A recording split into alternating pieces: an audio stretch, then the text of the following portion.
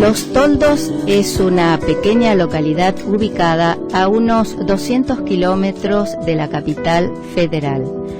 Había sido fundada un par de veces, pero se consolidó en 1892, cuando don Electo Urquizo diseñó el pueblo que se afianzaría con la llegada del ferrocarril.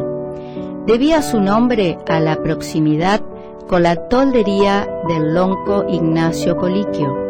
Este jefe mapuche y su gente pudieron instalarse en la zona gracias al apoyo que brindaron a las tropas del general Bartolomé Mitre contra las de Justo José de Urquiza en la batalla de Pavón de 1861. María Eva fue bautizada por el cura Carlos Micote en la capellanía vicaria de Nuestra Señora del Pilar de los Toldos el 21 de noviembre de 1919. Desde chica, en su familia, la apodaron Cholita.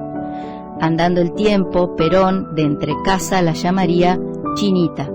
Curiosamente, los dos sobrenombres tienen un origen histórico racista, aunque para entonces, en el uso habitual bonaerense, ya habían perdido esa connotación y en algún momento Perón pensó que tenía que aclararlo y le confesó a su biógrafo Enrique Pavón Pereira.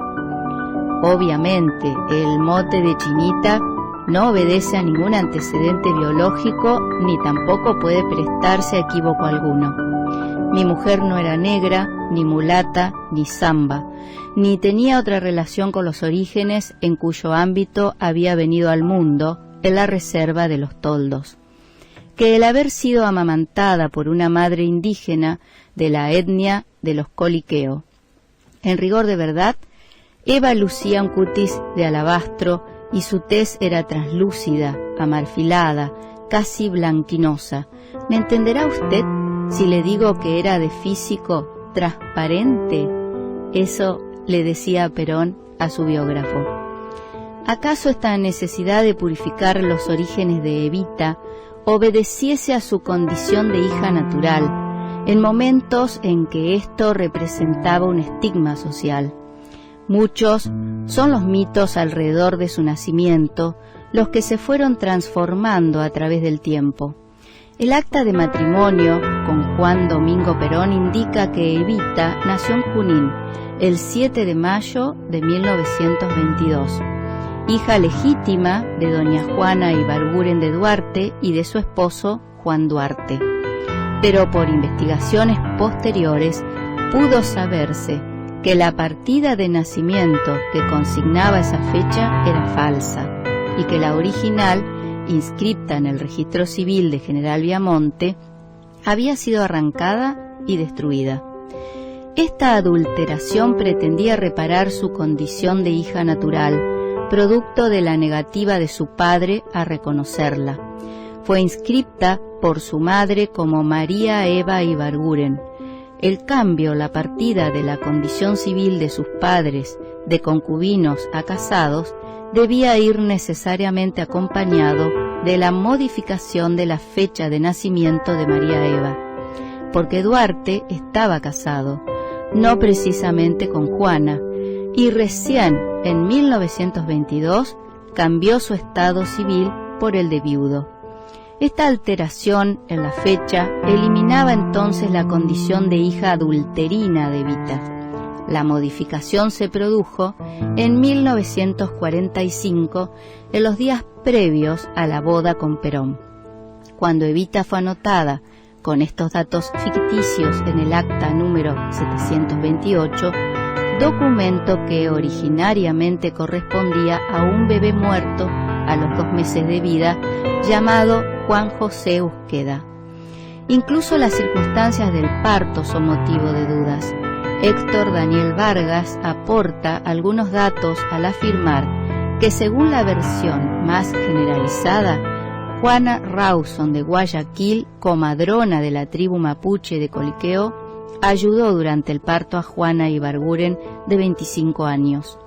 Por el contrario, Herminda Duarte, una de las hermanas de Eva, asegura que a su madre la atendió el doctor Eugenio Vargas, amigo de la familia, y director del Hospital Municipal del pueblo, el mismo que nos trajo a las dos al mundo. El semanario Primera Plana, en su número del 20 de julio de 1965, publicó una carta de lectores firmada por el abogado Darío Rodríguez del Pino, cuyo hermano Evaristo, escribano, estaba a cargo de la delegación del Registro Civil de General Viamonte, en la que decía: corrían los primeros meses de 1945, cuando un día se presentó al despacho del jefe del Registro Civil de los Toldos una de las hermanas, de nombre Elisa, de la que más tarde sería principal figura de esa época. Venía a pedir un testimonio de la partida de nacimiento de María Eva y otro a su nombre, haciendo notar que debía figurar con el apellido Duarte. Contestó mi hermano que a nombre de ese apellido no había partida alguna porque eran hijas adúlteras y por lo tanto solo figuraban con el de la madre. La peticionante insistió y le rogó que le hiciera ese gran favor, que sería bien recompensado, pues María Eva se iba a casar con Perón y que éste sería presidente de la República. Con la exigencia por parte de la hermana de María Eva, mi hermano Evaristo vino a Buenos Aires para informarse de ese pedido y estando en casa recibió otra carta de ella ordenando se le extendiera ese documento. Personalmente fuimos a ver al director general del Registro Civil en La Plata y mi hermano le dijo que como funcionario no podía fraguar un instrumento público, dejando al criterio del director por si él lo quería otorgar cuando estábamos en esa conversación. Yo le propuse que si esa persona que había hecho el pedido o la que convivía con Perón preguntaba por las partidas, le dijera que su nombre no había asiento alguno y por lo tanto correspondía hiciera una información sumaria, sabiendo más tarde que quien fraguó las partidas, haciendo figurar como que todos habían nacido en Junín, fue nombrado alto funcionario del Banco de la Provincia de Buenos Aires. En aquel pueblo agrícola ganadero de los Toldos, que hacia 1919 tenía unos 3.000 habitantes, vivieron doña Juana Ibarguren y sus 5 hijos, Blanca, Elisa, Juan Ramón, Herminda Luján y María Eva. Su padre, Juan Duarte Manechena Echegoyen, era miembro de una familia acomodada de Chivilcoy y había llegado a General Viamonte para administrar la estancia La Unión. Esta era propiedad de los Malcolm, punteros locales del caudillo conservador Marcelino Ugarte, quien había sido gobernador de Buenos Aires hasta que el presidente Hipólito Yrigoyen decidió intervenir la provincia en 1917. El intendente Malcolm fue reemplazado por el radical José Vega Muñoz, complicando política y económicamente la vida de Duarte, quien en tiempos conservadores había llegado a ser suplente del juez de paz. No se sabe muy bien por qué don Juan se negó a reconocer a Eva como hija legítima. Duarte, como muchos hombres de su clase y de su tiempo, creía ejercer plenamente su masculinidad, manteniendo las formas que exigían la moral y las buenas costumbres. En su pueblo natal había formado una familia legal, respetable y bien constituida, junto a una prima suya, Adela Duhart. Ambos tenían el mismo apellido Duhart, pero gracias a la creatividad de algún funcionario del puerto, al antepasado directo de Juan lo anotaron como Duarte.